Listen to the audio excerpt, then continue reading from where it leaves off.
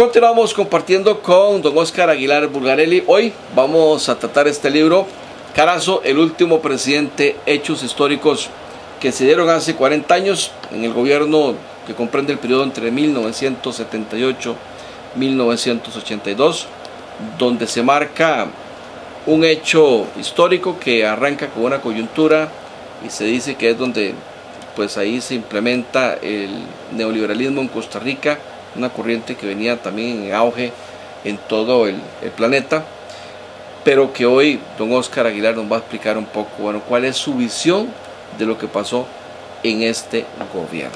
Bienvenido, don Óscar. Gracias. Este libro, para queridos televidentes, no es un panegírico de don Rodrigo Carazo, no. ¿Por qué más le haría yo a don Rodrigo Carazo? Si simplemente me dedico a tirarle pétalos de rosa. Es mejor decir la verdad.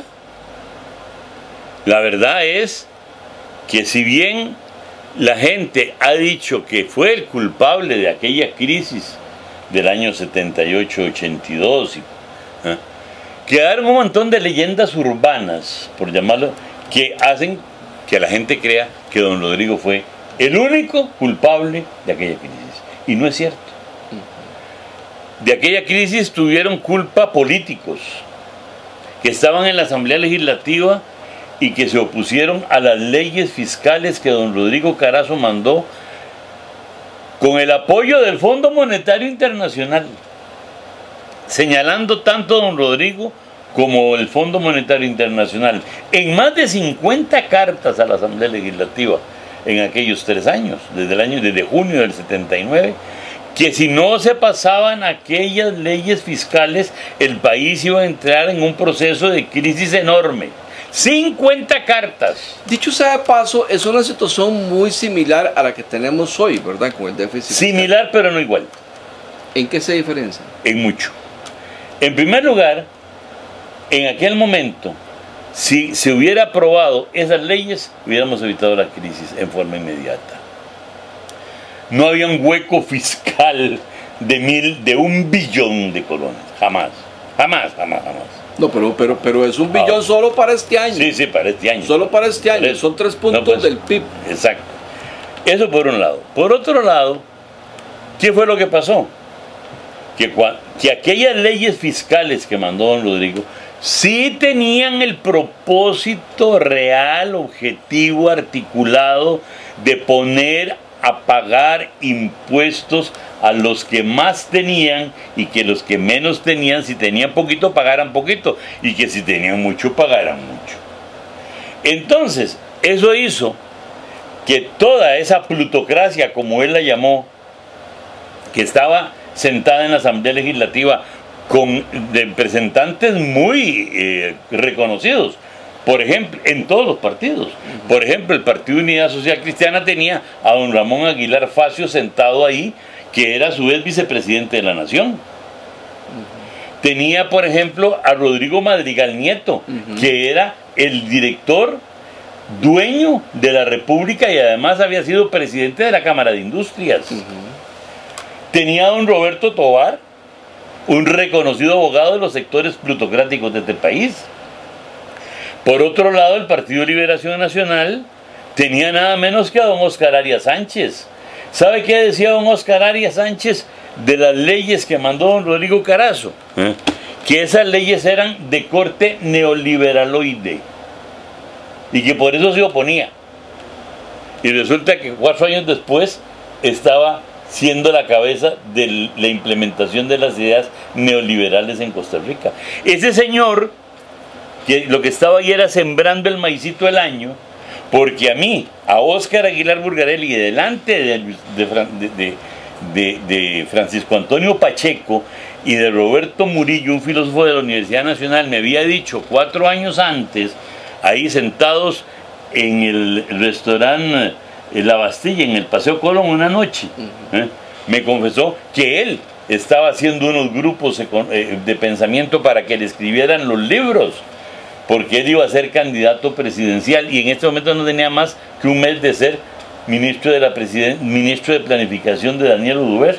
Ya él ahí estaba pensando políticamente, por eso cuando llega a la Asamblea Legislativa se va a oponer. Ahí estaba Carlos Manuel Castillo, ahí estaba Armando Arauz, que después va a ser vicepresidente de Luis Alberto Monge y uno de los cabecillas del famoso fondo de emergencia, que no fue, que se condenó a unos pocos, pero a los grandes no se los condenó, porque sus periodos para poderlos condenar fenecieron, entre ellos Luis Alberto Monge. En fin, hubo mucha gente metida, y por supuesto el periódico de La Nación encabezando la gran oposición a las medidas que proponía don Rodrigo Carazo. ¿Cuál es la diferencia? La diferencia era que en aquel momento había tiempo, y sobre todo había la posibilidad de poner a los ricos a pagar como ricos, que fue lo que quiso hacer don Rodrigo. La gran diferencia es que esta ley, no me he dicho todavía cómo van a poner a pagar a todos los que se han llevado la plata de este país a través de los papeles de Panamá. Ok, ahora analizamos qué relación puede tener ese periodo histórico de don Rodrigo Carazo con lo que vivimos en la actualidad. Déjeme interrumpirle una cosa, nada más, porque yo mencioné un detalle y dije que había mucha leyenda urbana que se fue creando con el tiempo y se le achaca a Carazo. Por ejemplo, usted señaló un detalle hace un momento, que pasamos del dólar de 8.60 a 60 colones. No es cierto. 60 colones se llegó en tiempos de Luis Alberto Monge. O coja usted el caso del petróleo, cuando durante el periodo de don Daniel Oduber el petróleo pasó de $2.40 a 6-7 dólares. Y en el gobierno de Rodrigo Carazo, cosa que nada tenía, porque eso, el precio del petróleo lo estaba fijando la OPEP, pasó a 36. Don Oscar, ¿qué se encontró usted en la investigación? Por aquí es importantísimo ver la investigación. Por ejemplo, la deuda externa del país, no tanto déficit fiscal, pero sí esa desbalanza entre exportaciones e importaciones, por ejemplo, más la deuda externa, que son cosas distintas, empezaron a construirse desde mucho tiempo atrás del gobierno de don Rodrigo Carazo y explotaron en esa administración. ¿O hubo algo que hizo don Rodrigo que sí efectivamente tuvo responsabilidad? Las dos cosas. Porque siempre se ha dicho que el problema de don Rodrigo fue no haber acatado las recomendaciones del Fondo Monetario Internacional. Siempre se ha dicho eso. No, te voy a explicar. En primer lugar, si usted ve el programa de gobierno que propuso don Rodrigo Carazo en el año 78, se va a encontrar que ya en ese programa se decía la existencia del problema de la deuda externa. ¿Por qué? Porque es falso que durante el gobierno de Figueres y Oduber creciera exponencialmente la producción nacional. Eso no es cierto. No es cierto. Lo que sí creció fue el gasto público enormemente. Creció exponencialmente el PIB, pero el gobierno de don José Joaquín Trejos. Y lo que sí creció durante la administración Figueres y Oduber fue la deuda. El gasto público. El gasto. Porque inclusive... No, y la deuda del gobierno... Déjeme explicarle por qué la deuda. Ajá. Porque al no tener Costa Rica la posibilidad de financiar aquel gasto, Daniel Oduber decidió financiar ese gasto, muchas veces gasto corriente de planillas, con deuda externa. De planillas. O sea, igual que lo que ocurrió en las últimas administraciones. Y endeudó tremendamente el país con créditos duros, no créditos blandos, que eso hay una gran diferencia. ¿Con altos intereses? Un crédito blando era, por decirle, con el Banco Mundial, a 30 años plazo, 10 años de gracia, un interés del 0.5% anual. Los créditos duros que este señor le otorgaron eran a 3-4 años plazo, a intereses del 4, del 5%, sin periodos de gracia, o sea, esté cayendo y va pagando intereses empezando por ahí. Entonces, cuando don Rodrigo llega, ya empezó a encontrarse que había créditos que estaban venciéndose. Y como no pasaban las leyes fiscales, sí es cierto, ahí sí es cierto, que entonces también tuvo que tener un procedimiento de nuevamente endeudamientos para pagar deuda. porque no pasaban las leyes fiscales. Y hay una cosa que a la gente se le olvida. Dos datos importantísimos a mi juicio.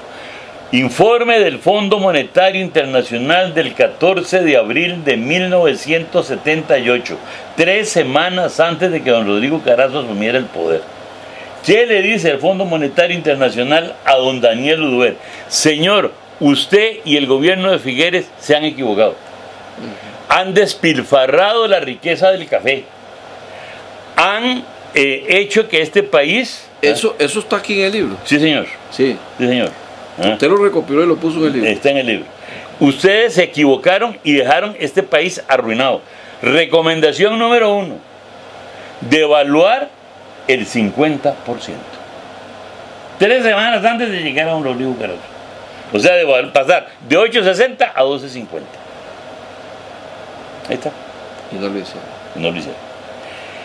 Entonces, cuando don Rodrigo entra, se encuentra otra realidad. Está la guerra de Nicaragua, pero la guerra de Nicaragua Rodrigo no la declaró por sí mismo, es que ahí estaba. Sí.